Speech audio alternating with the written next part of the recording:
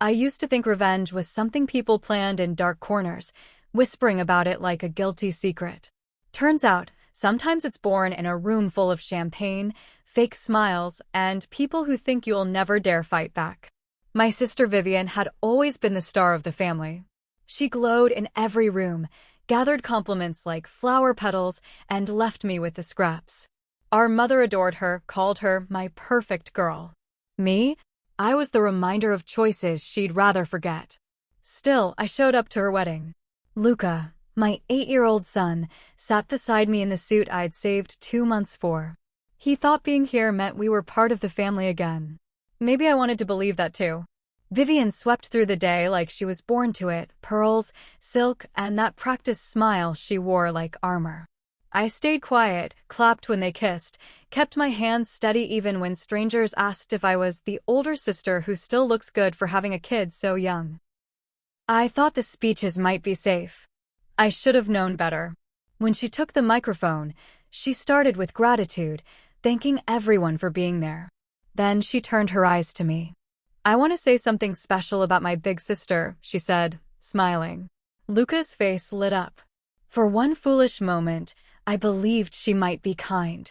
She's a single mom, strong, independent, and clearly unwanted by anyone else.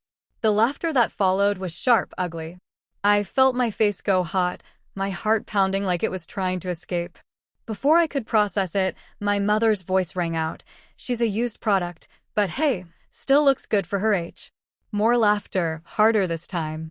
Luca tugged at my sleeve, whispering, "Why did she say that, Mama?" I didn't have an answer. I scanned the room for anyone who might meet my eyes with compassion. My grandfather stared at his plate. My cousin hid a smirk behind her phone. Even my uncle, who once told me I reminded him of my father, wouldn't look up. I wanted to stand, grab my son's hand, and walk out. But then I saw the groom, Callum, push his chair back. He stood, looking directly at me. The room fell silent.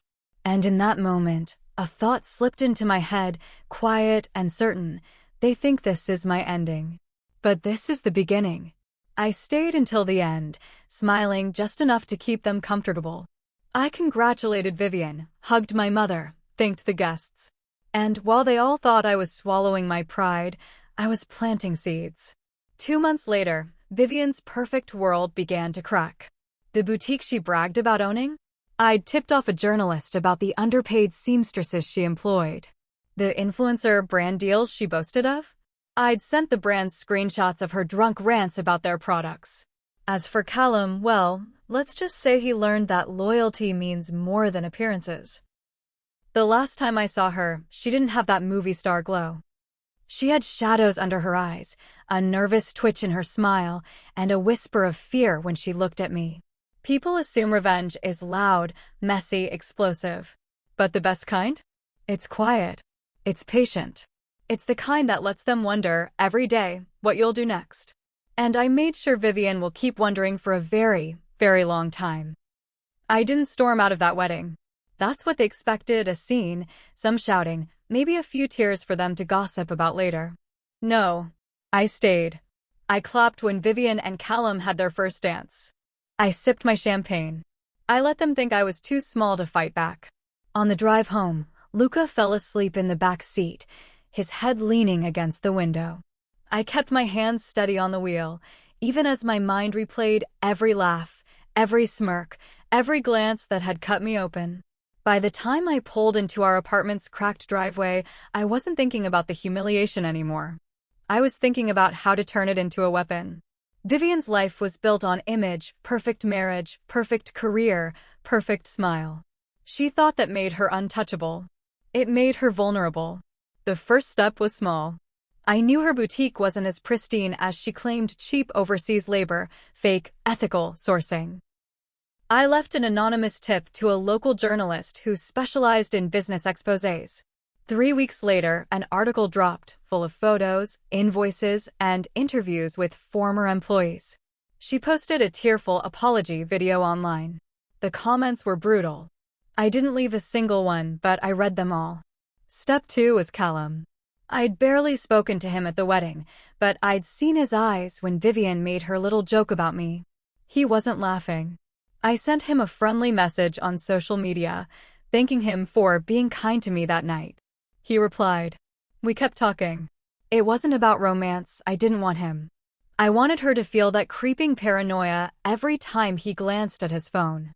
Then came step 3, her social circle. Vivian thrived on parties, charity galas, and being photographed with the right people. I made sure quiet rumors started to circulate, not outrageous lies, just the right truths in the right ears. About how she spoke about her so-called friends behind their backs. About how she mocked their children. About her habit of borrowing designer dresses without returning them. I never told a soul it was me. That's the thing about good revenge, it doesn't leave fingerprints. It just leaves questions. By the time 6 months passed, Vivian's Instagram feed had gone from champagne brunches to vague quotes about trust and resilience. She'd stopped hosting parties. The boutique was closed temporarily. Callum had moved into a separate apartment to focus on work.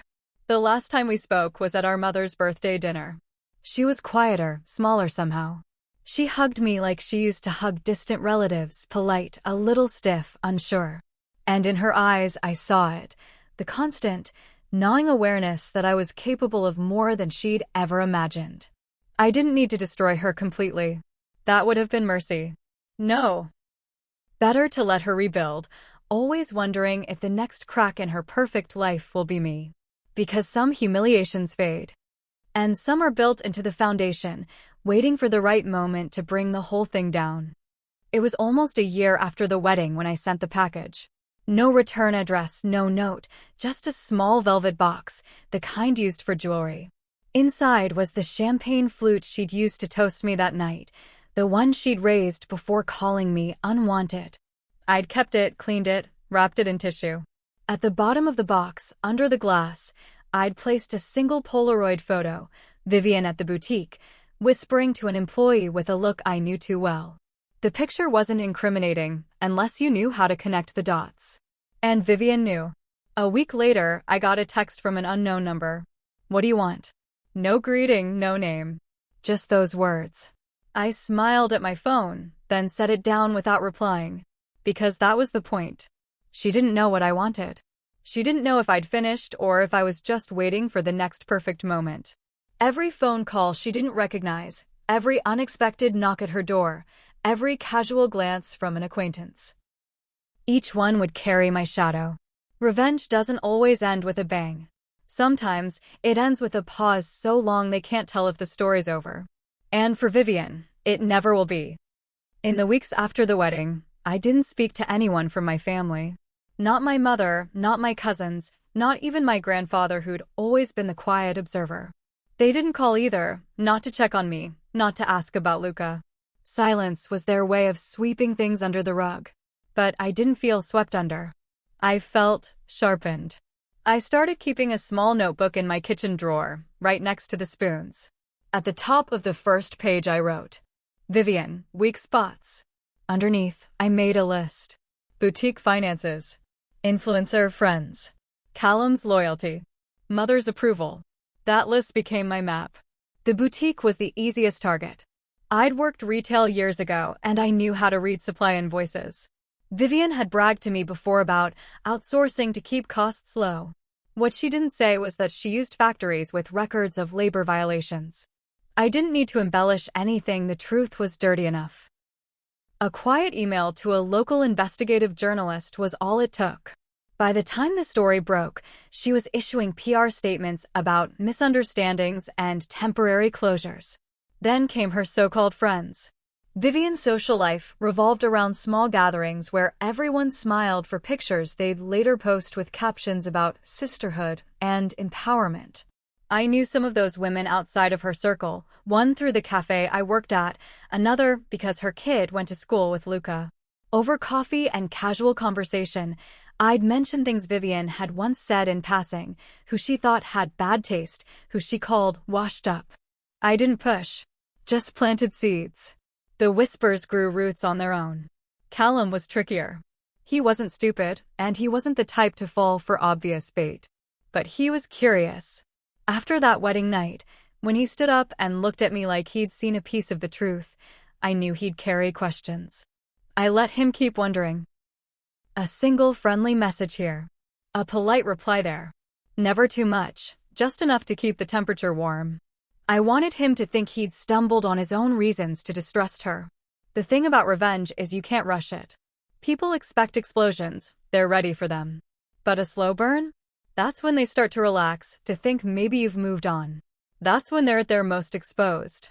And Vivian, she had no idea the burn had only just begun.